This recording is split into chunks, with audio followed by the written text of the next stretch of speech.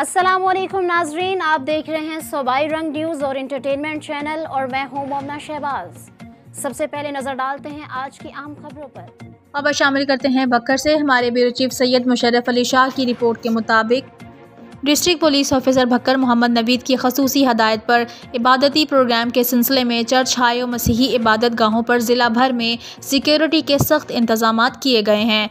ज़िला भर में चर्च हाई पर अफसरान मुलाजमीन ड्यूटी सर अंजाम दे रहे हैं। इबादती प्रोग्राम में शामिल होने वाले हर शख्स गाड़ी, मोटरसाइकिल वगैरह को मुकम्मल चेकिंग के बाद आने दिया जा रहा है।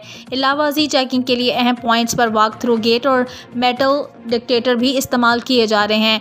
इबादत गाहों में औरतों की शिरकत के हवाले से लेडीज़ पुलिस की ड्यूटी भी लगाई गई है। चर्च और मसीही इबादत गाहों पर पार्किंग का मुनासिब इंतज़ाम भी किया गया है। सर्कल अफसरान और SHOs अपने अपने थाने की हदूद में लगाई गई ड्यूटी को बार बार चेक कर रहे हैं।